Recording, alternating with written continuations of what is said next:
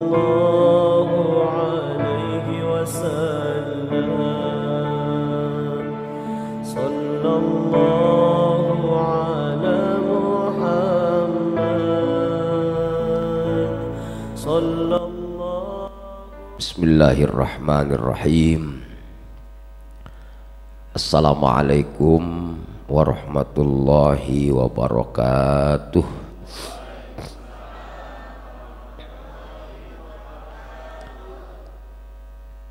Alhamdulillahi rabbil alamin.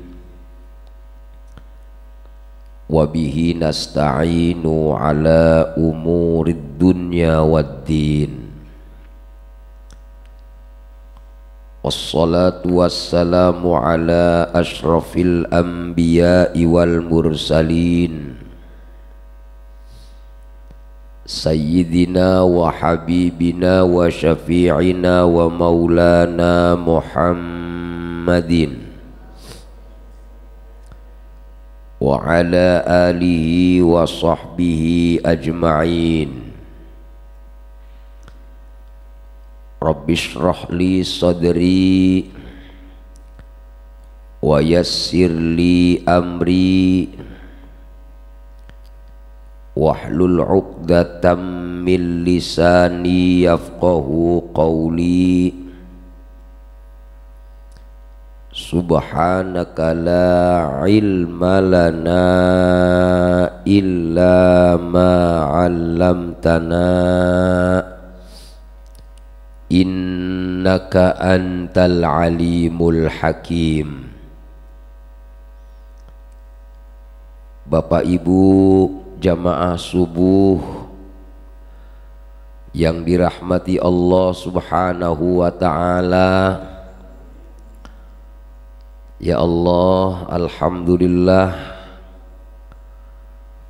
sampai pagi ini kita semua masih diberi umur oleh Allah, masih kelihatan mukanya. Kalau orang ada umur, orang kelihatan mukanya, yang ada kebayang kali mukanya kayak gini, kayak gini. Kalau ini alhamdulillah, artinya sebenarnya kalau seandainya kita mau jujur kepada Allah, nikmat yang Allah berikan kepada kita sungguh tidak bisa dihitung.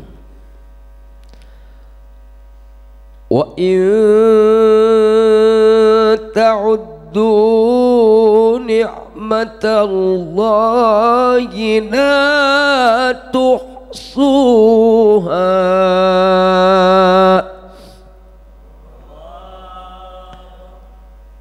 Jikalau kalian semua menghitung nikmat itu, nikmat Allah, la tuhsuha, kamu tidak akan bisa menghitungnya.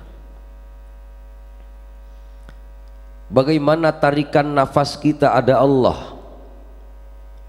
Ini kalau dibedah dalilnya, Masya Allah. Keimanan walau ada kemaksiatan, kita beriman, mudah-mudahan, amin, mudah-mudahan iman kita diterima oleh Allah. Iman itu nikmat juga, bahkan nikmat paling besar. Walau disertai dengan kemaksiatan, ternyata cahaya iman itu ketika dibandingkan dengan cahaya matahari lebih terang sinarnya iman, lebih terang cahayanya iman. Kenapa masalahnya kok nikmat iman itu dikatakan nikmat terbesar?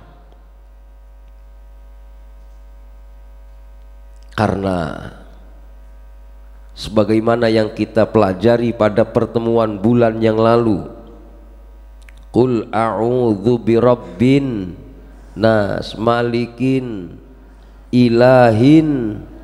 Lihat ilahin nas dalam ayat itu. Ilahin nas artinya ilah, Tuhan. Tuhan yang mana? Tuhan yang mampu membersihkan ke dalam hati kita rasa yakin.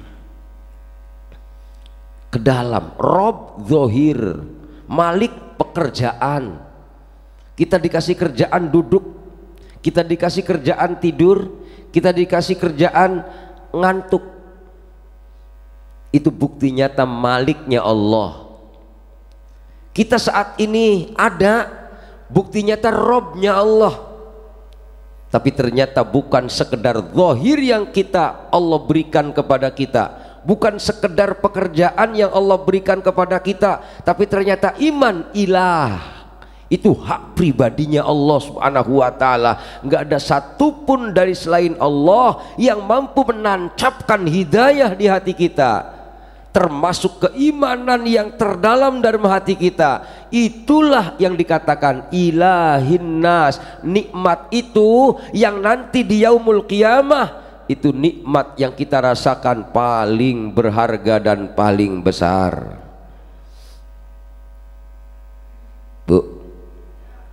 Bu, jangan mikirin nikmat gelang dulu, minggir kalah. Ya, nikmat hidup kita saat ini, saat hidup ada iman, itu yang paling hebat. Bahkan nanti di yaumul qiyamah ketika kita nyebrang siratal mustaqim, nikmatnya iman itu luar biasa.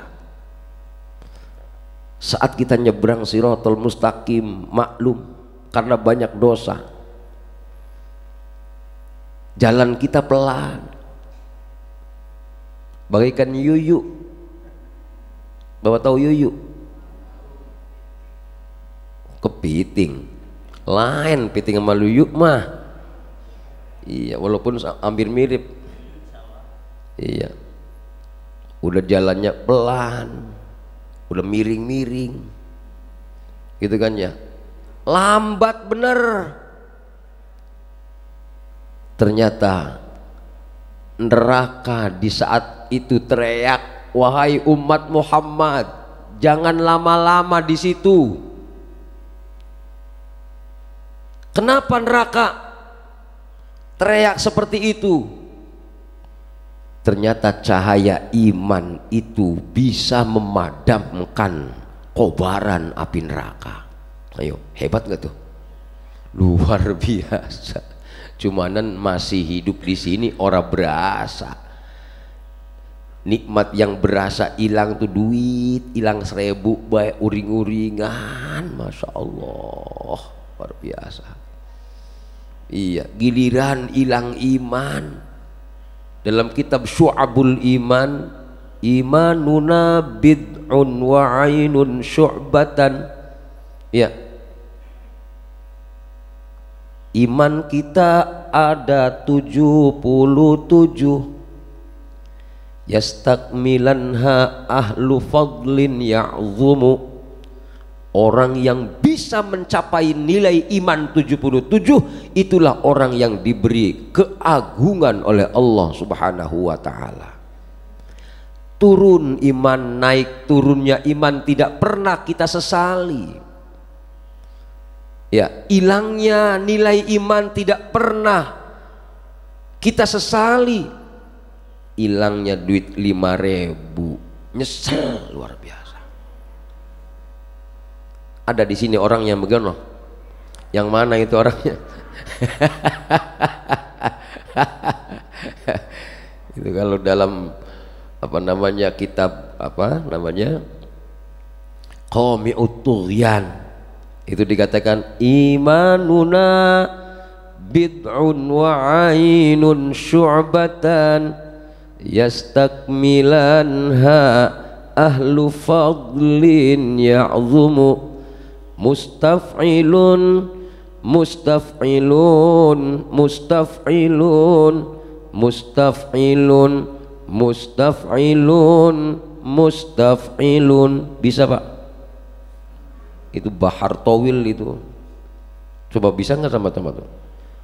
Mustaf'ilun mustaf'ilun mustaf'ilun mustaf'ilun mustaf'ilun mustaf'ilun mustaf'ilun mustaf'ilun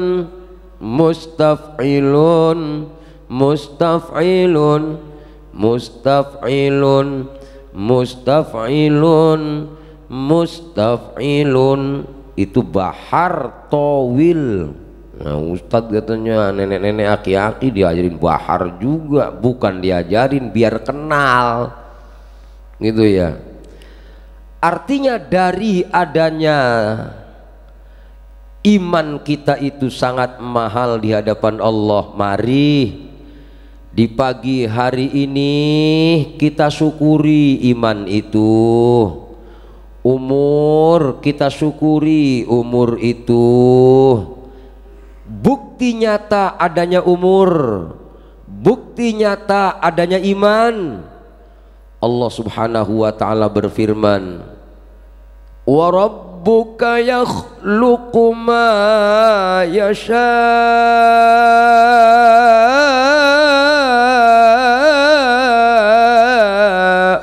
wa yakhtar.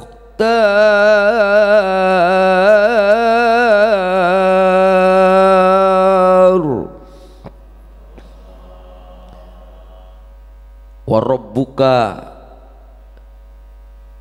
utawi pangerane sirah ngertos jenengan ngertos boten Tuhanmu menciptakan apa yang Dia kehendaki. Nih bukti nyata adanya Rabbin nas, qul a'udzu birabbin. Katakan aku berlindung kepada Tuhan manusia. Inilah Allah menciptakan kita sesuka-suka Allah. Makanya jangan dikatain kalau ada yang hidungnya bukan pesek, mancung ke dalam gitu ya. Jangan dia ero-eroin. Ngapa? Itu kehendak Allah. Tapi walaupun itu hidungnya agak masuk ke dalam, wa yakhtar, Allah pilih dia. Pilih apanya? Pilih ternyata dia dipilih hadir di masjid. Masya Allah. Makanya hati-hati jangan nyombongin amal. Jangan kayak dia noh, orang mau ke masjid orang beres dia mah, ini gua tuh, dia nggak ngerti bahwa amalnya ke masjid itu pilihan Allah. Hati-hati. Wallahu khalaqakum wa ma ta'malun.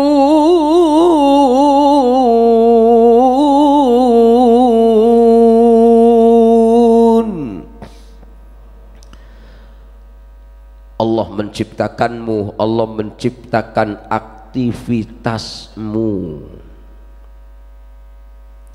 Saat ini kita ada, dan saat ini kita dikasih kerjaan oleh Allah untuk beribadah.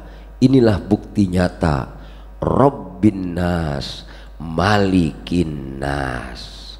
Allah kasih hidayah kita ada di tempat ini, Ilahin nas. Ini muqaddimah tapi langsung masuk materi. Nginget-ngingetin nenek-nenek, Rabbin nas itu apa, Ilahin nas itu apa, Malikin nas itu apa. Biar jangan teorinya doang, aplikasinya untuk kehidupan kita. Termasuk pagi ini barangkali ada yang duduknya agak miring. Itu bukti nyata malikin nas, kuasa Allah. Kerjaan-kerjaan kita setiap hari itu bukti nyata malikin nas, adanya Allah Malik. Ya, kerjaannya ada yang bikin cendol, ada yang bikin bubur sampai dinamain bubur saking tingginya sampai dinamain bubur Monas.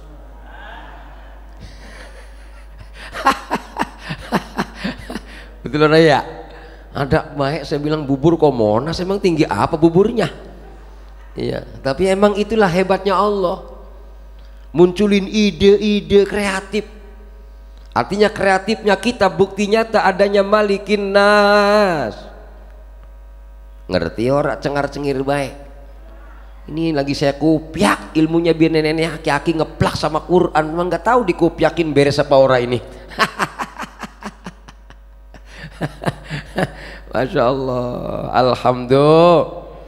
Alhamdulillah. Siapa orang yang dikasih nikmat sama Allah, dia mengucapkan alhamdulillah sekali. Rasulullah mengatakan faqad adda syukroha. Sekali kita mengucapkan alhamdulillah berarti kita telah menunaikan syukur kepada Allah atas nikmat itu.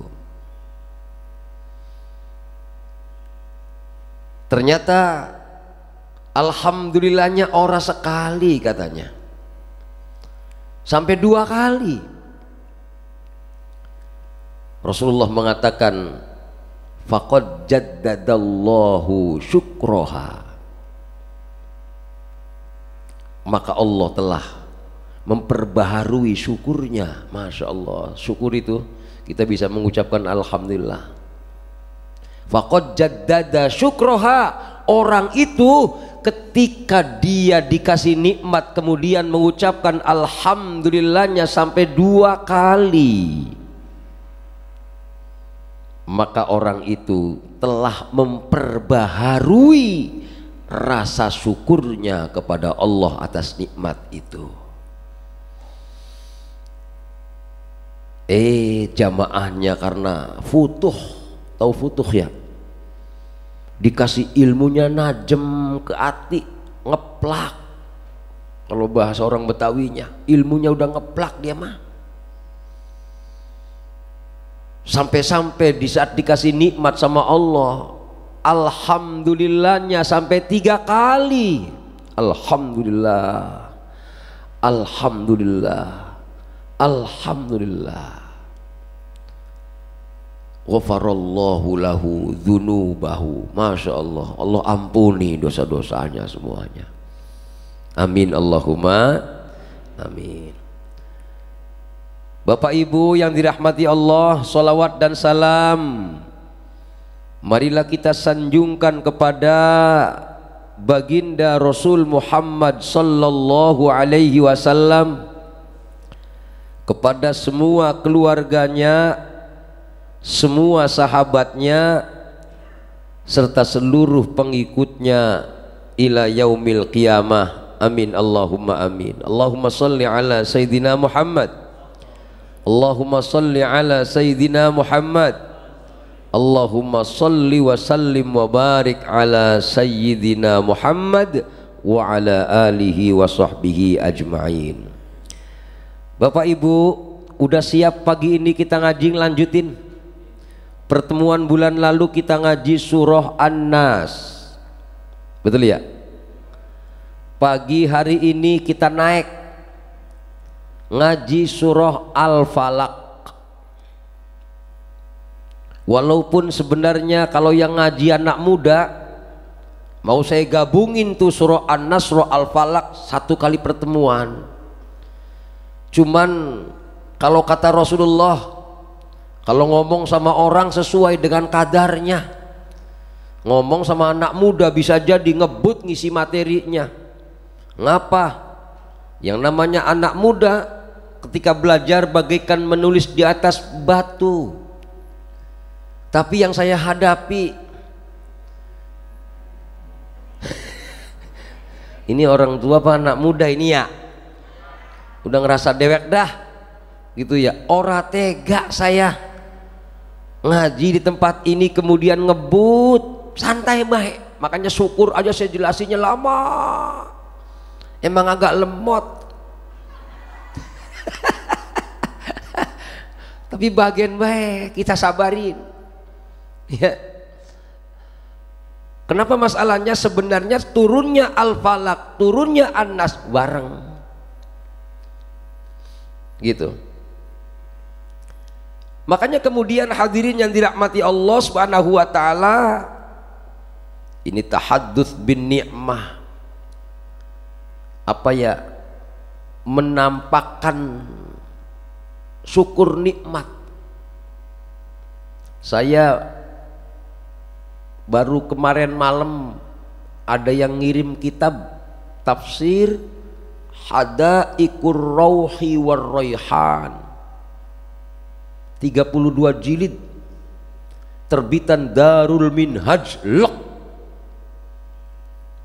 ya, ditulis oleh seorang dosen Darul Hadis Al Khairiyah Mekah Al Mukarramah ya. Beliau Syekh Muhammad Al Amin bin Abdullah Al Urami Al Alawi Al Harori Asy-Syafi'i.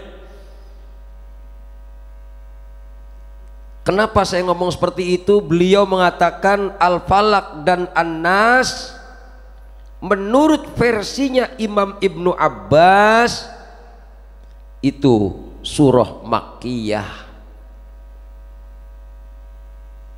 Artinya kalau surah Makkiyah berarti surah An-Nas dan surah Al-Falaq diturunkan saat Nabi belum hijrah ke Madinah. Tuh, menurut bapak-bapak, tepat nggak kalau Al-Falaq An-Nas dikatakan surah Makkiyah?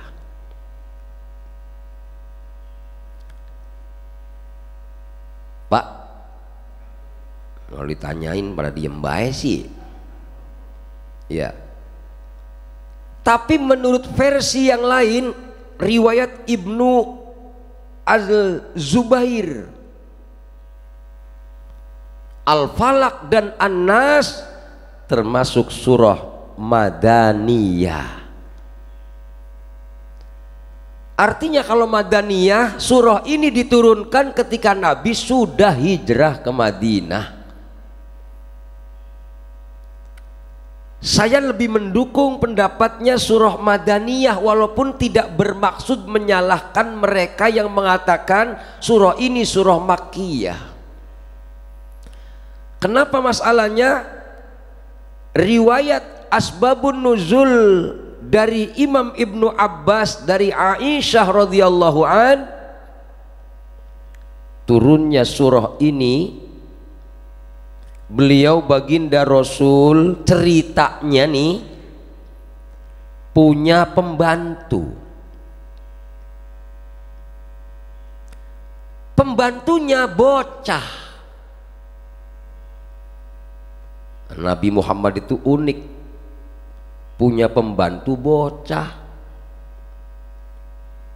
Anas bin Malik radhiyallahu an membantu Nabi Muhammad masih bocah. Ada nggak di sini yang punya pembantu bocah? Ya kan namanya bocah mah kudunya diemong, bukannya ngebantu. Betul ya? Itu Rasulullah ketika makan sahur yang nyuguin Anas bin Malik. Rasulullah mau tidur, yang ngebersihin tempat tidurnya Anas bin Malik radhiyallahu an. Masya Allah, luar biasa. Artinya saat itu Nabi yang membantu bocah, Anas bin Malik masih anak-anak. Beda sama yang ini. Kalau ini bukan anak-anak, anyak-anyak. Termasuk Nabi punya pembantu dari anak-anak keturunan Yahudi. Ya, Masya Allah, Nabi Muhammad itu seorang anak dari keturunan Yahudi membantu Nabi Muhammad sallallahu alaihi wasallam. Hebatnya orang Yahudi yang gak suka sama Nabi, orang Yahudi itu Masya Allah gak demen sama Nabi, gak demennya sampai berlebihan. Ya, kalau orang-orang nurul iman gak demen, tapi insya Allah gak berlebihan karena bukan orang Yahudi. Bagaimana berlebihannya Pak Ustadz? Kalau Nabi Muhammad itu yang menurunkan wahyu siapa katanya? Jibril. Ya. Orang Yahudi karena tahu malaikat Jibril datang kepada Nabi mendatangkan wahyu dari Allah. Ketika mereka orang-orang Bani Israel gak demen sama Nabi, yang gak didemeni bukan sekedar Nabi tapi Jibril pun digedegin. Gua gedeg gak malaikat Jibril. Ngapa? Dia yang ngunurin wahyu sama Muhammad noh. Saking gedegnya. Sama kayak orang kita di sini. Saking gedegnya itu yang punya kontrakan, sampai yang deket-deket yang ngontrak di situ digedegin juga. Betul ya? Makanya dikatakan maka na'adu wali Jibril dalam ayat itu. Apa ayat itu muncul asbabun nuzulnya? Mereka gedeg sama Nabi sampai gedeg sama malaikat Jibril. Masya Allah. Sampai-sampai saking gedegnya mereka menyembunyikan nama Nabi Muhammad sallallahu alaihi wasallam. Nah, ternyata gedegnya orang-orang Bani Israel, orang Yahudi yang gak mungkin saya terangkan pagi ini semua. Contoh-contohnya doang karena banyak banget ayatnya. Ayat tentang gedegnya orang Bani Israel kepada Rasulullah Shallallahu Alaihi Wasallam, ceritanya Rasul ketika punya pembantu masih bocah dari keturunan Yahudi. Ini bocah, ternyata pembantu Rasul yang dari Yahudi ini orang nginep di rumah Rasul. Ceritanya, kalau kita rata-rata pembantu kan nginep di rumah kita ya. Kalau ini pembantu yang Yahudi ini orang nginep bolak-balik. Pagi dia ke rumah Rasulullah, dia nyuci, dia ngepel misalnya, ntar malamnya dia balik atau sorenya dia balik. Begitu dia balik ke rumahnya dikintil, ngerti dikintil, diikuti, dibilangin jangan ngikut milu, jangan milu ngikut, jangan ngikut ngintil, kan bahasa orang Betawi gitu ya. Diikuti. Ini ada orang yang gak seneng sama Nabi dari kalangan Yahudi, ngikutin pembantunya Rasul yang bocah tadi pas pulang dari rumah Rasulullah. Apa tujuannya? Tujuannya pengen bikin tipu muslihat kepada Rasulullah Sallallahu Alaihi. Hebatnya Yahudi tadi ketika ngikutin pembantunya Nabi, dikenalin dulu, dibagi duit dulu kalau bahasa kita. Nih bagi kue. Akhirnya akrab. Diakrabin terus si bocah pembantu dari Yahudi ini sama Yahudi yang benci Nabi ini. Gitu ya. Habis itu baru ngomong, Dek, bahasa kita, saya minta tolong bisa ora? Bisa, Bapak orang baik masa orang ditolongin? Bener nih, iya. Bener nih kamu bisa nolong saya. Bapak ngomong aja pasti saya tolong, begitu kira-kira Pak. Dirayunya itu di lama gitu dalam keterangan tafsir itu. Ternyata setelah pembantu ini dirayu untuk apa? Dek, tolong kamu ambil rontokan rambut Nabi ketika Nabi nyisir. Ini hebatnya Nabi kayak gini nih, nggak kayak aki-aki orang Pondok Jaya, orang pernah nyisir, mana kutuk mulu. Iya, kalau digeplak palanya ngebul. Ngapa orang pernah sampoan? Tapi sebelah sono, di sini mangkak kayaknya. Iya, Rasulullah nyisir ada sisa rambut disisir, gitu tuh. Beberapa gigi sisir, ngerti gigi sisir Bapak Ibu? Kan sisir kayak gitu ada giginya tuh. Bukan sekedar rambut yang dipinta sama musuh Yahudi ini, tapi gigi-giginya sisir juga dipinta, gitu tuh. Ternyata karena apa sih artinya rambut? Apa sih artinya gigi sisir? Ilokan orang dikasih. Jadi si pembantu ini akhirnya nyari ketika Nabi habis sisiran, dilihat, oh ini rambutnya nih, dikumpulin. Oh ini nih giginya nih, dipotongin, dikasihin ke dia tuh.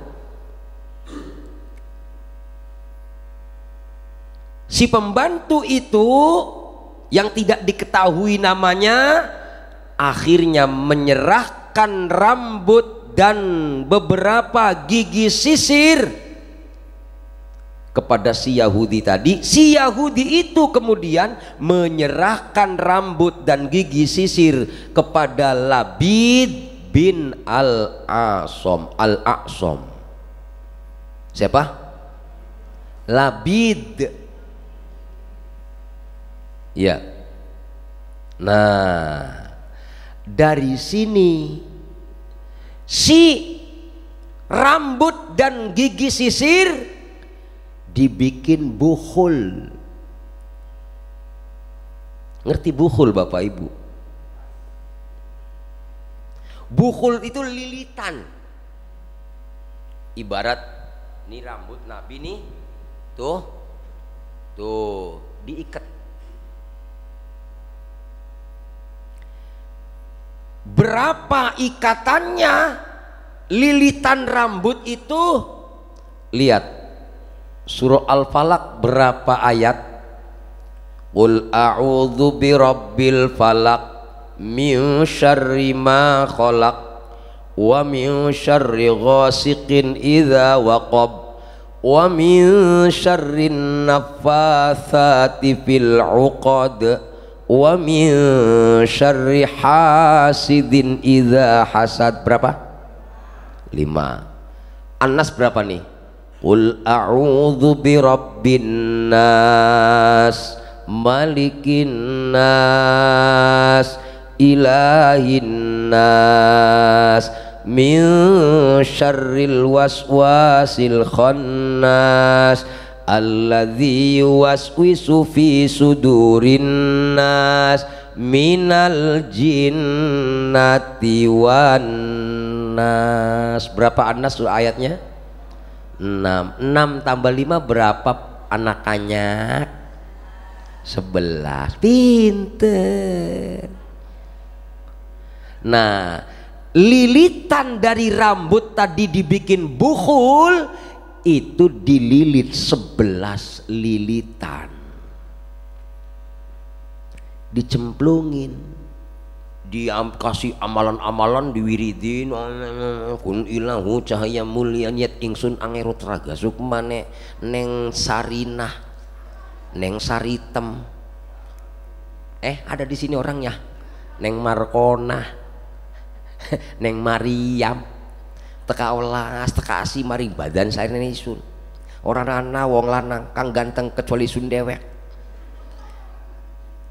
Markona yen lagi turu tangi yen wis tangi jagong yen wis jagong ngadeg yen wis ngadeg olor atine gawan mene mari gisun.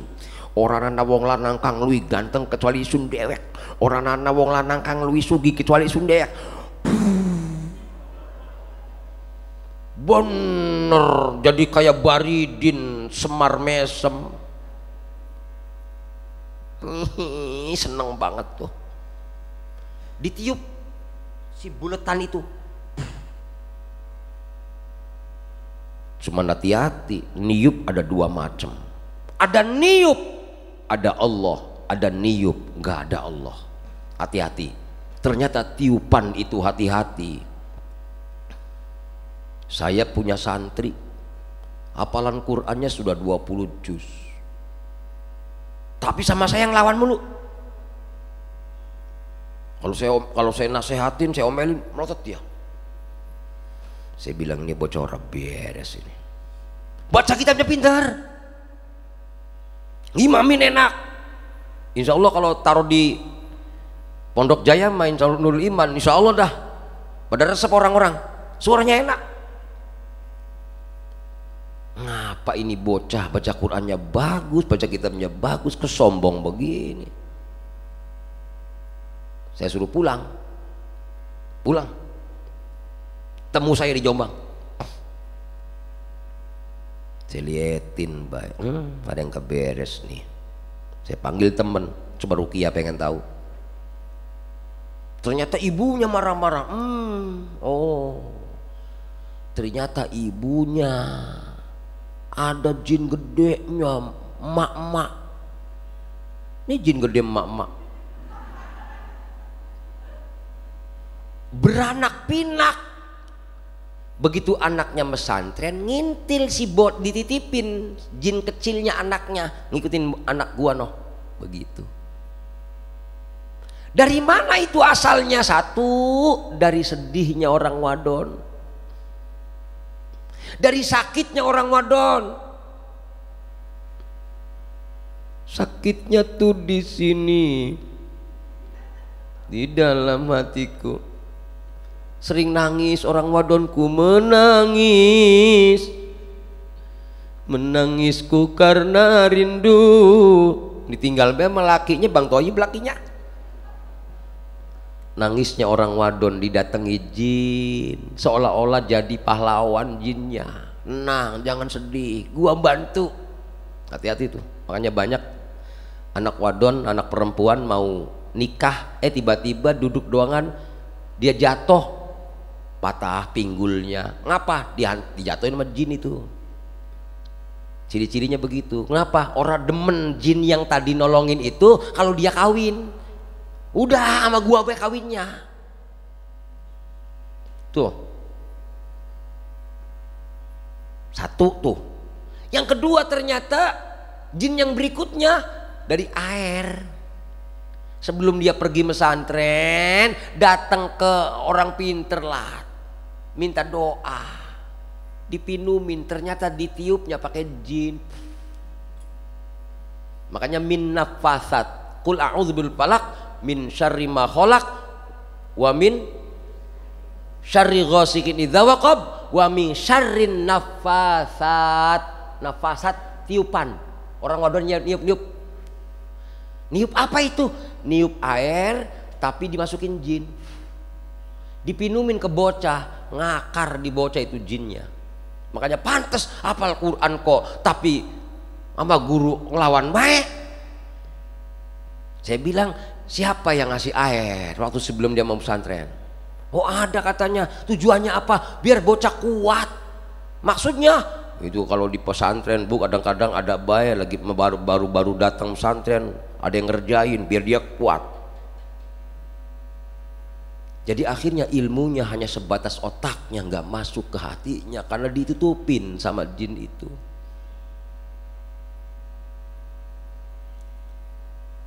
Tuh, begitu diruqyah maknya teriak-teriak. Ternyata nyamber sama bocah ini. Oh, dari sini sumbernya. Gitu ya. Makanya hati-hati kalau minta air sama orang. Cari orang yang ikhlas Allah doangan. Cari orang yang husnudzon, yang ngasih air, yang qanaah, yang jangan marah-marah mulu kerjaannya. Dikit-dikit marah-marahin mama. Hati-hati zikirnya zikir si iblis itu. Gitu ya. Ada di sini ahli zikir yang marah-marah. Yang mana orangnya? Yang ditakutkan zikirnya bukan karena Allah, tapi karena kesel. Masa zikir kesel? Mana Allah di hatinya? Sedangkan perintahnya qul a'udzu birabbil falaq, berlindung kepada Allah dari penguasa waktu subuh. Qul a'udzu birabbin nas, berlindung kepada Allah dari Tuhan manusia. Orang zikir itu harus zikir bersama Allah, bukan bersama nafsu. Makanya jangan aneh Bapak Ibu, orang yang zikir di Gunung Kidul pesugihan bacanya tahlil, bikin berkat, sama kayak kita ketika kita selamatan. Jangan aneh kalau maaf ngirimin jin pakai la ilallah, la ilaha illallah, la ilaha, yuk berangkat jinnya.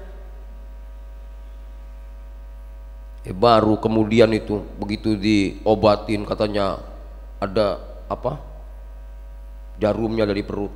Bukan jarum itu, tapi tusukan jarum jin yang masuk ke perut itu. Ditiup itu disuruh berangkat jinnya pakai bawa jarum. Ntar nih saya tiup berangkat nih ibu-ibu nih, berangkat sarapan. Ngerti ya? Itulah yang terjadi bagaimana Nabi disihir. Makanya ayatnya wa min syarrin naffasati fil uqad wa min syarri hasidin idza hasad. Dari keburukan perempuan atau wanita yang meniup-niup. Dari mana niupnya? Tuh di buhul. Makanya hati-hati, buhul itu dibuat dari sesuatu yang ada di badan kita. Nabi didukunin sama orang Yahudi, itu buhulnya berupa rambut rontokan Nabi sisir. Tadi tuh. Kemudian apa tadi? Gigi-giginya sisir. Kemudian diikat. Berapa tadi ikatannya? 11. Kemudian ditaruh di sumur. Tuh. Bagaimana kok Nabi tahu Nabi disisir? Menurut hadis riwayat Imam Bukhari, Imam Muslim dari Aisyah radhiyallahu an, Ibnu Hajar berpendapat, pendapat ini pendapat muktamad, sejarah Nabi tahu bahwa Nabi itu disihir. Nabi didatangi malaikat Jibril. Tuh. Ada malaikat yang duduk. Ibarat ini Nabi Muhammad, maaf nih gambar doang. Ini gambar orang nengokin ini. Ada malaikat yang duduk di sini, di samping kepala. Ada yang di samping kaki. Kelihatan ora? Begitulah kira-kira contohnya. Ya. Malaikat yang ada di kepala nanya sama yang malaikat yang ada di kaki, Nabi kenapa sakit? Huwa matbub apa? Kenapa artinya matbub? Dia sakit disihir. Kata yang malaikat yang sininya, siapa yang nyihir? Labid bin al-Aqsam al-Yahudi dari Bani Rozik. Bukan Rozik, Zarik. Bani apa? Bani Zarik, orang Yahudi Bani Zarik. Itu disihirnya menggunakan media apa? Medianya rambut sama anak apa tadi? Iya, sama gigi pisisir. Di mana si rambut tadi diikat, ditaruh di mana? Di sumur Dzarwan atau sumur Zarik, karena sumur itu ada di Bani Zarik gitu. Apa ada pendapat Bani Zarik atau pendapat Bani Rozik gini, yang mana yang bener nih? Yang pasti ini orang Yahudi. Jadi si ikatan tadi, bukhul tadi ditaruh di bawah sumur. Begitu Nabi Muhammad dikasih tahu oleh malaikat bahwa ikatan itu ada di sumur, Nabi datang ke sumur itu. Ternyata kata Nabi, sumur itu airnya sudah bercampur debu pacar. Tahu pacar, Bu? Kalau di Arab itu banyak orang-orang hitam yang jualan pacar bubuk gitu loh. Kalau ada polisi dikejar-kejar, ya, bulis katanya, ruh, ada polisi, pergi katanya begitu. Pada kabur dia biasanya, karena dia ilegal gitu tuh.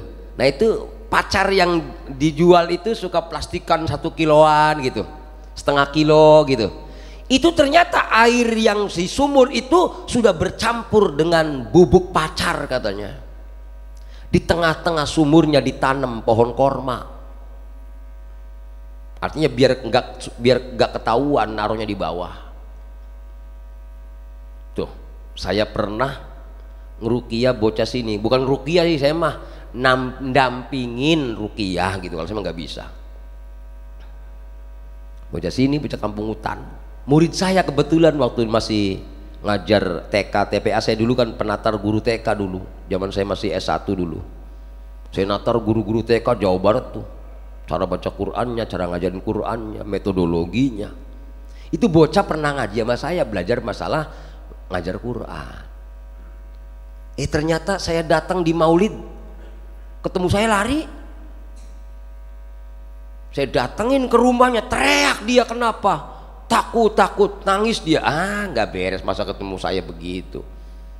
Tarik ruqyah jeder, ternyata Masya Allah ada yang nyenengin tuh bocah, udah punya anak dua, ternyata masih ada lanang yang demen dia lagi. Itu caranya, Masya Allah, hati-hati.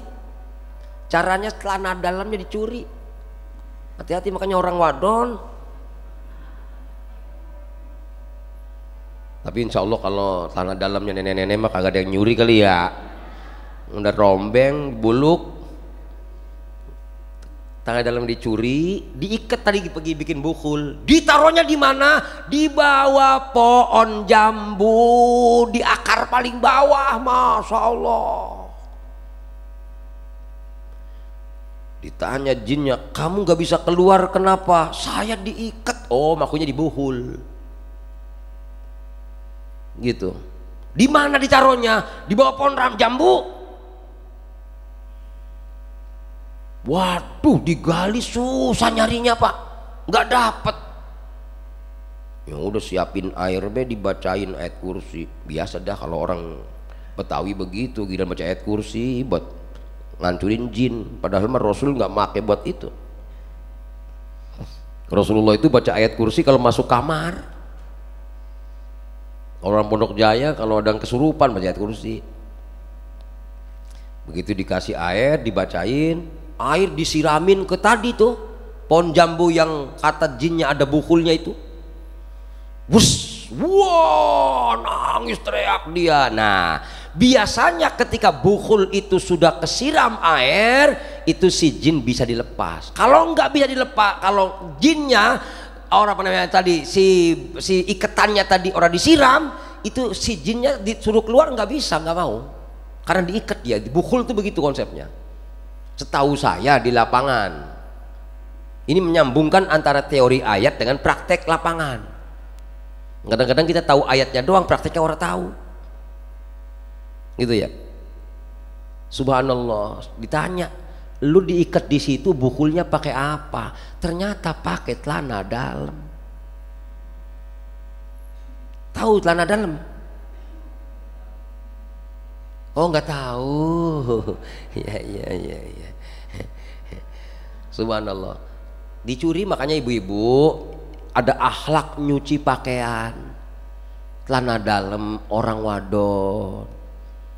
kaos dalam orang wadon kalau nyuci ditumpuk sama kain yang bener. Misalkan baju tuh dalemannya tadi taruh di dalam, jangan dijenglengin. Mending kanannya bagus daripada bolong. Orang wadon naruh jemuran, cai lagi gue tikus. Subhanallah. Adabnya orang wadon nyuci celana dalam, mohon maaf ya, BH. Jangan dijenglengin nyuci. Itu kalau ada orang nggak suka diambil, diikat, tiupin jin, bukhul tuh. Gitu loh Pak. Ini di kenyataan yang saya dapatkan di lapangan itu. Oh begini bukhul itu. Ada orang sini nih deket Bintarohil. Bukhulnya pakai apa Bu? Pakai boneka. Ada orang lanang nganterin boneka, pura-puranya seneng ngasih hadiah boneka, di bonekanya sudah ada bukhulnya. Begitu bonekanya disiram air, teriak dia. Di sini nih. Macem-macem caranya orang ngedukunin itu. Saya pernah keliling itu, belajar sama dukun-dukun. Bapak kalau ngerjain orang, caranya bagaimana? Pakai apa? Pakai zikir juga katanya. Makanya ada Pak, ada jin dibacain di ruqyah orangnya, itu jinnya ketawa aja, baca yasinnya salah, pinteran dia. Itu jin didandanin namanya, dipoles, pakai hijab. Hijabnya hijab apa? Ada yang hijab bahri, ada hijab nawawi. Saya tanya tuh, kamu kayaknya saya bacain ayat orang mempannya, kamu dipoles ya sama hijab? Iya, hijab apa? Ternyata hijab apa katanya? Hijab nawawi apa hijab apa itu namanya kata dia. Oh, ternyata ada orang yang pinter ngaji ngirim jin juga. Mas hati-hati, perbedaan antara kiai sama dukun tipis, sama-sama pakai sorban. Kalau kiai mah qanaah, orang marah. Ciri-cirinya dukun marah, mengadu domba, mecah belah umat. Bersorban sama tapi niupin jin. Subhanallah. Ini ngaji dongeng bener-bener ilmu nyata dikaitkan dengan asbabun nuzul. Biar paham maksudnya nih, surat ini turun seperti apa, prakteknya seperti apa. Masya Allah. Hebatnya Nabi Muhammad Sallallahu Alaihi Wasallam nih, saat itu nih pohon korma itu kata Rasulullah, kan tadi bukhulnya ada di mana? Di bawah pohon korma di dalam sumur. Ini riwayat Sahih Bukhari Muslim.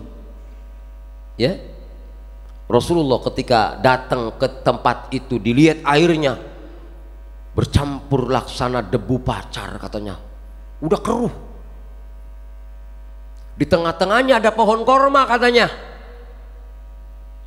Begitu lihat korma itu, pohon kormanya, Rasulullah mengatakan itu pohon korma laksana kepala-kepala setan. Aisyah mengatakan, keluarkan saja ya Rasulullah. Artinya si bukulnya ditarik. Biasanya kalau bukulnya nggak ditarik, nanti si setan, si jin yang ada di orang itu nggak mau lepas, diikat dia. Kamu keluar, nggak bisa saya, Ustadz. Kenapa kamu nggak bisa keluar? Saya paksa kamu keluar nih, matiin aja saya kalau bisa mas. Saya nggak bisa keluar. Jinnya begitu. Kenapa emangnya? Saya diikat. Di mana kamu diikat? No, bukulnya di sana, di bawah sumur no. Begitu. Begitu disiram tadi, teriak dia, udah kamu keluar, pulang. Saya takut nanti diambil majikan saya lagi. Ya udah syahadat, masuk Islam mau nggak? Mau udah. Begitu syahadat dia nyengir, hihi, ketawa dia. Ternyata syahadat jadi cantik saya ya Ustadz. Hehehe, cantik. Nih lebih cantik lagi nih, saya kasih hadiah. bacain Yasin nih, Bismillahirrahmanirrahim, Yasin wal Qur'anil Hakim. Ih, nyengir dia. Saya dibacain Yasin kok makin cantik lagi katanya. Saya kasih baju ya, saya bacain surah Ali Imran nih. Waduh, bagus banget bajunya. Ih, ternyata Masya Allah, cahaya iman itu mahal harganya. Mereka dari kalangan jin yang saya tahu itu di bacaan Quran itu senang banget dia. Gitu loh. Nggak tahu kalau dari kalangan ini mah resep apa orang bacain Quran? Bu, resep ora? Alhamdulillah. Kata Aisyah ketika bukhulnya ada di sumur, ya Rasulullah, keluarkan saja ya Rasul. Rasulullah menjawab, Allah telah menyembuhkan aku. Artinya nggak usah kayak orang-orang bukhulnya diambil juga nggak masalah Rasulullah. Ayat yang diturunkan 11 ayat Qul a'udzu birabbil falaq, Qul a'udzu birabbin nas sudah mampu menghancurkan 11 ikatan. Makanya tadi ikatan yang di bukhul itu jumlahnya 11 ikatan, yang satu ikatan dihancurkan dengan satu bacaan. Al-Falaq ada 5, An-Nas ada 11, ada 6, jumlahnya 11 ikatan. Rontok semua. Bahasa Rasulullah, Allah telah menyembuhkan aku. Artinya tidak perlu bukhul itu diambil, tapi dengan bacaan itu hancur itu bukhul. Tapi aku takut kalau nggak diambil, itu bukhul yang ada di bawah sumur akan berpengaruh buruk kepada orang lain selain aku. Masya Allah, ini dongeng asbabun nuzul, kaitannya dengan kekinian. Hati-hati, baca bukunya siapa itu ya, dialog dengan jin muslim itu, baca, jangan nyari jin, biar tahu orang dukun itu cara kerjanya seperti apa. Makanya beli kitabnya Manba Usulul Hikmah. Nah, caranya begini nih, begitu. Caranya melet begini nih. Tulis alif 111. Tulis nama ceweknya, diwiridin ya Latif, ya Latif, ya Latif. Masaknya Aki yang pengen kawin lagi, jangan minta amalan pelet sama saya. Iya.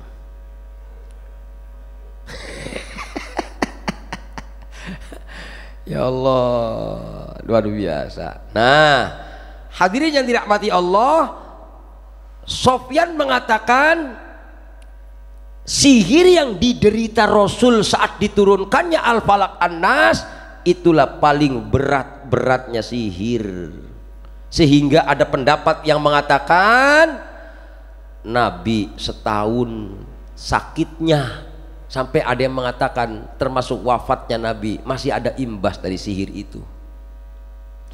Ada yang mengatakan 6 bulan katanya sakitnya Nabi. Ada juga yang mengatakan 40 hari. Artinya kalau melihat pendapat-pendapat ulama tafsir, yang pasti Nabi sakitnya lama di saat itu.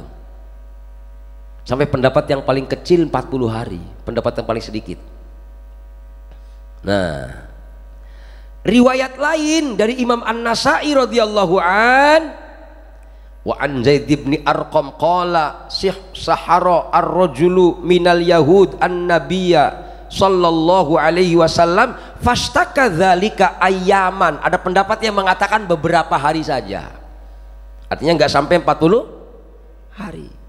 Terus fa'atahu Jibril, tadi yang datang kepada Rasulullah ngasih tahu Yahudi yang nyihir, ternyata di dalam hadis ini katakan fa'atahu Jibril, yang mendatangi, yang ngasih tahu malaikat Jibril.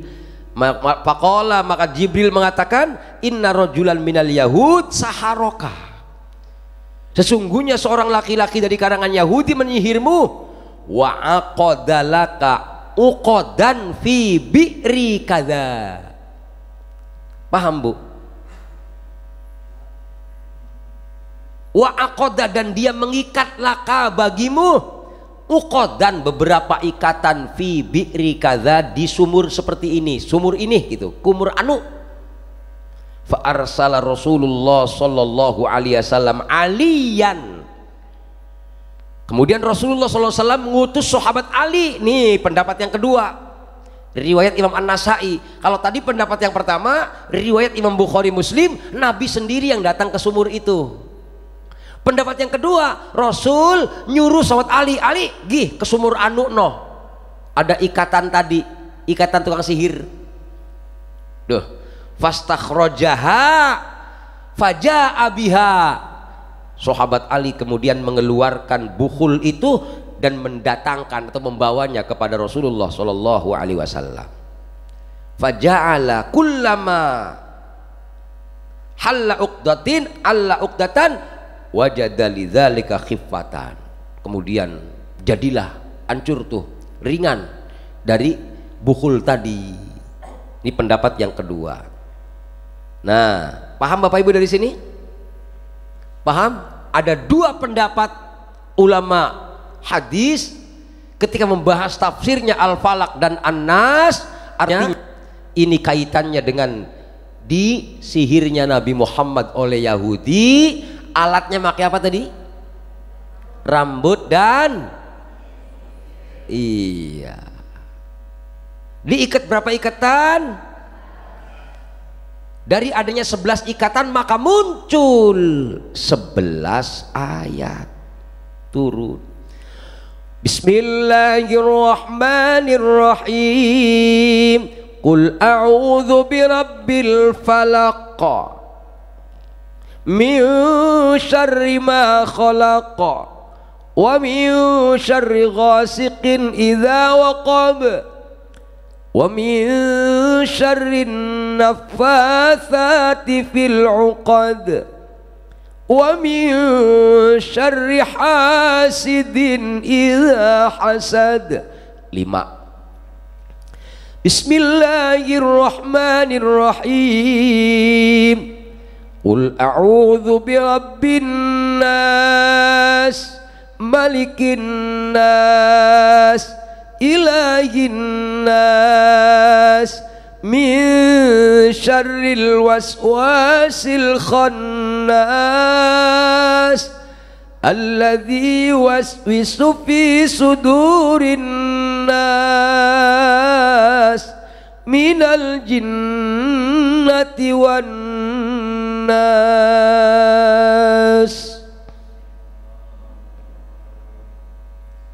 Ibu bapak yang dirahmati Allah subhanahu wa ta'ala, maka dari sini satu, ambil hikmahnya dulu sebelum saya terangin lanjut nih. Hati-hati kalau zikir, murnikan Allah di hati kita. Jangan pernah ada kesel sama orang kalau zikir. Keselnya kita nanti diambil sama iblis. Makanya alladzi yuwaswisu fi sudurin nas minal jinnati, nanti diambil sama iblis. Kenapa kok iblis mengambil? Karena ternyata iblis itu saat dikeluarkan dari sorga bersumpah di hadapan Allah, ya Allah, demi engkau, demi kemuliaan engkau akan aku goda manusia. Ya, apa kata Allah? Ambil hakmu, goda dia. Allah nyuruh iblis goda kita. Artinya siapakah yang tergoda dengan iblis itu? Dia yang gak ada Allah di hati. Yang di hatinya ada selain Allah. Zikir, kesel sama orang, apalagi baca Quran gedeg sama laki. Bacaan Quran itu jadi mengundang jin. Na'udzubillah min dzalik. Bu, mana begitu gedeg bacanya. Allahu la ilaha illa huwal hayyul qayyum. Ada emak-emak kelihatannya ahli zikir, ternyata iblis zikirnya. Masya Allah, saya nangis nggak nyangka, ya Allah, kelihatannya soleh banget. Ternyata dia ngirimin jin. Hati-hati, zikir ada gurunya, kudu ada sanadnya, ada yang ngebimbing. Lihat tadi kul a'udzu, itu zikir minta perlindungan. Jangan ngarang kalau zikir. Lihat zikir untuk menjadikan kita makin dekat dengan Allah. Nawaitu dzikra taqarruban ilallah. Niat zikir untuk mendekat kepada Allah, bukan untuk ngamuk-ngamuk. Makanya ada orang ahli zikir kerjaannya ngamuk-ngamuk, bawaannya kesel baik kalau ada orang yang berbeda dengan dia. Betul gak? Betul ora? Ada nggak yang begitu? Hati-hati. Ada Allah nggak zikirnya? Tuh, makanya pantas kalau ada hadis qudsi yang mengatakan, ingat-ingat nih, ketika ada orang beriman membaca la ilaha illallah, setan itu akan mengatakan dia menghancurkan aku dengan la ilaha illallah. Aku hancurkan dia dengan bacaan la ilaha illallah. Masya Allah. Ternyata zikir tadi, saya pernah penelitian tentang orang yang pesugihan itu, apa yang dia baca zikirnya? Tahlil. Artinya bacaan la ilaha illallah jadi pesugihan.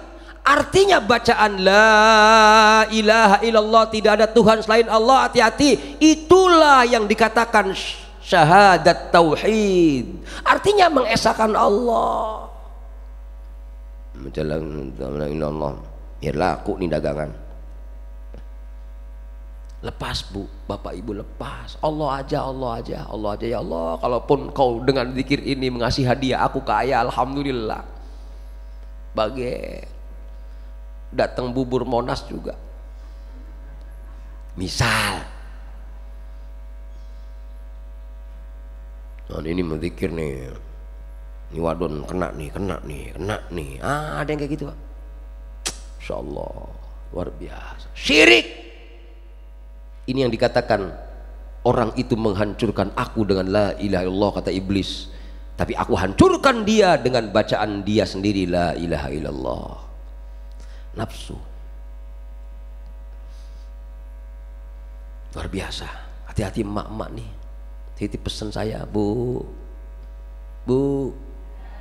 Lihat kul a'udzu birabbil falaq. Ayat ini minta perlindungan sama Allah. Jangan minta perlindungan selain Allah. Jangan ngikutin emosi, ngikutin Allah. Betul bu? Betul bu? Mau marah ya Allah, saya nggak boleh marah ya Allah. Mau benci ya Allah, saya nggak boleh benci. Mau kesel ya Allah, saya nggak mau kesel. Aku milih Engkau. Ingat-ingat nih, ngajinya nyaranin orang biar sabar, dianya dek orang sabar. Mohon maaf nih. Ya ayyuhalladzina amanu qu anfusakum wa ahlikum nara. Wahai orang yang beriman, qu anfusakum, jagalah dirimu, mulai dari kita, ibda binafsik. Ingat-ingat suudzon ora boleh, jangan diturutin, hati-hati. Alladzi yuwaswisu fi sudurin nas. Suudzon yang muncul di hati kita itu yang menjadikan zikir kita berantakan, nggak nyampe sama Allah, nggak wusul bahasa tasawufnya. Islam ngajarin suudzon ora? Ngerti suudzon bu? Saya kesel banget itu wajah. Baru kemarin nyari duit, orang rumah udah berdiri baik, rumah udah beres, udah punya motor baru baik. Nah paling dia mah nyari pesugihan di mana tahu kali. Orangnya baca Quran orang baca, itu suudzon, baca ayatnya nyampenya ke iblis itu. Jangan aneh kalau seandainya ada jin itu hebat Qurannya tapi dia menyakiti orang. Kamu, saya bilang, baca Qurannya bagus, dikirimin nyakitin orang mau baik, saya mah disuruh ya jangan mau. Saya bilang punya iman orang lu. Begitu. Masya Allah, saya kalau nerangin begini sedih. Ini dunia ini sudah seperti carut marut bapak ibu, nggak jelas mana orang bener mana nggak bener.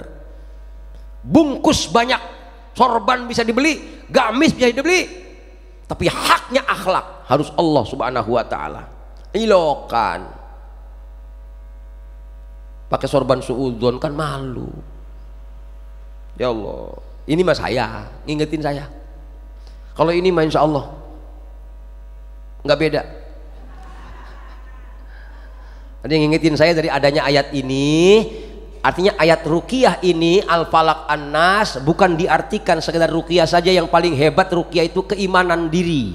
Makanya besok-besok kalau ada yang kena guna-guna macam-macam, dikuatin zikirnya, Allahu la ilaha illallah. Jangan terlampau yakin dengan orang bisa menyakiti. Karena apa masalahnya? Karena orang bisa menyakiti kita atas izin Allah tentunya. Bismillahilladzi la yadurru ma'asmihi syai'un fil ardi wala fis sama wa huwas samiul. Masya Allah. Betul Bu? Oh jangan namanya gini nih, buat sakit ada guna-guna dia, no. Jangan diikuti suudzon namanya, karena nggak jelas gitu loh. Nggak, masalahnya bisa jadi jin itu ngaku-ngaku Bu, pengen mempecah belah umat. Dari mana kamu? Oh si Anu. Pencet lagi, bohong kamu. Oh iya saya yang nyuruh Anu. Alah bohong kamu. Ayo bikin fitnah. Makanya sehebat-hebatnya jin jauh mendingan orang brengsek manusia. Kadang-kadang ada orang yang masih senang memelihara jin. Tujuannya apa? Cemen dia, nyuruh jin baik kerjaannya. Cemen, nggak berani maju dewek. Ngapa pakai jin segala? Begitu. Saya agak galak yang kayak gini nih. Kadang-kadang tipis Pak. Ya Allah. Woi, woi. La ilaha. Ingat-ingat jangan nyari hidayah kecuali hidayah Allah Subhanahu wa ta'ala. Nah, ada yang nanya kemudian, Ustadz, itu kan ada ayat Al-Maidah ayat 67. Apa ayatnya Bu, Pak?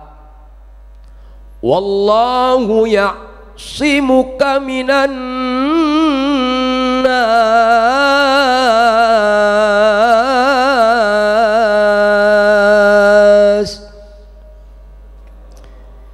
Ini ayat menunjukkan Nabi maksum, dijaga Allah. Ada yang nanya, Nabi kan dijaga Allah, ilo kan disantet kena, begitu loh. Ayo, jawabnya bagaimana tuh? Pendapat ulama yang dikatakan Nabi maksum, ingat-ingat nih, Nabi dilempar batu berdarah. Maksum dijaga artinya Nabi nggak bakal hilang akal, nggak bakal gila. Nabi nggak bakal hilang syariat, sampai mati tidak akan gila, tidak akan hilang syariat. Itu yang dimaksud Nabi itu maksum. Artinya Nabi disantet, kok ayat ini menerangkan disantet? Misalkan, kok masih kena? Karena maksum itu bukan berarti semua keburukan dijaga. Nabi masih korengan, bahasanya apa namanya? Kakinya melepuh, ketika sholat pecah-pecah, dilemparin batu masih berdarah. Gitu tuh. Ya Pak, Nabi masih sakit. Tapi yang pasti maksum di situ tidak akan hilang akal. Ma anta bi ni'mati rabbika bimajnun.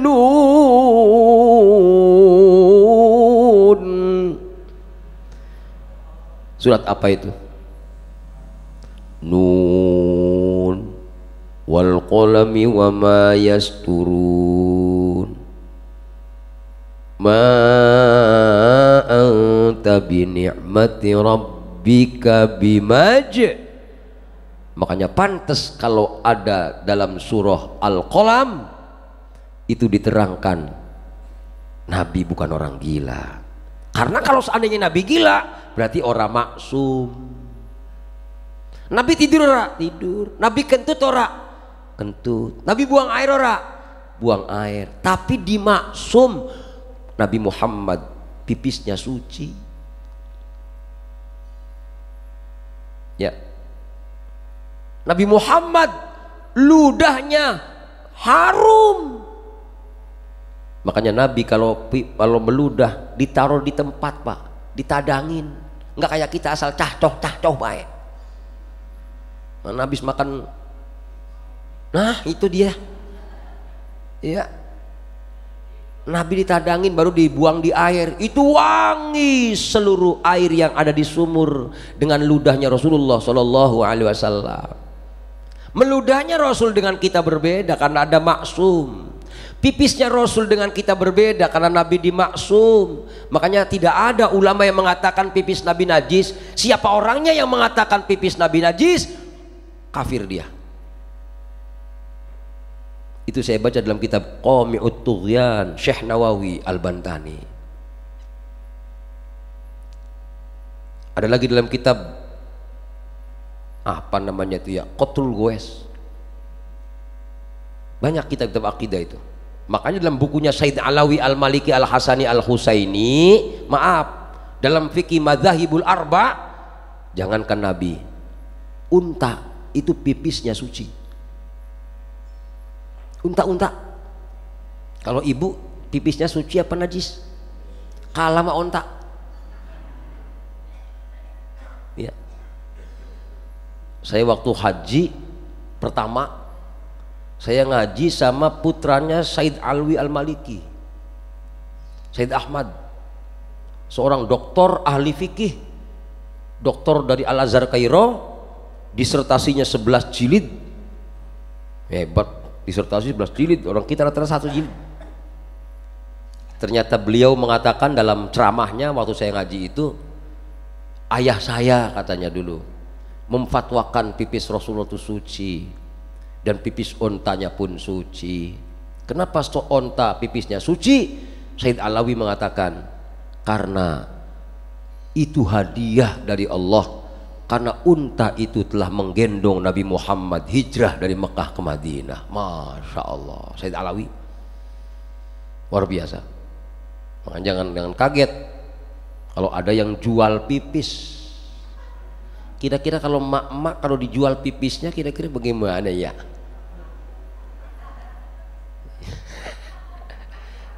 Waduh, luar biasa itu. Saya penasaran itu, pulang haji di jamaah pada ngumpul semua nengok saya itu. Tar dulu, saya nggak mau ngobrol, saya pengen buka kitab dulu. Saya penasaran, buka madzhab. Ternyata 4 madzhab semua sepakat unta itu pipisnya suci. Pantes, hebat. Makanya nanti besok kalau umroh, kalau haji, nyari pipis, pinum, berani. Saya karena guru, karena seorang doktor ahli fikih yang bicara, putranya Said Alawi Al-Maliki, profesor doktor ahli sejarah Rasul terbaik internasional, Said Alawi Al-Maliki itu. Ya, jadi begitu ngomong seperti itu, saya langsung besokannya di tempat unta minta pipis. Saya pengen minum kencing, saya bilang. Kencing siapa? Bukan kencing elu, goblok. Kencing onta. Itu sunnahnya itu dicampur dengan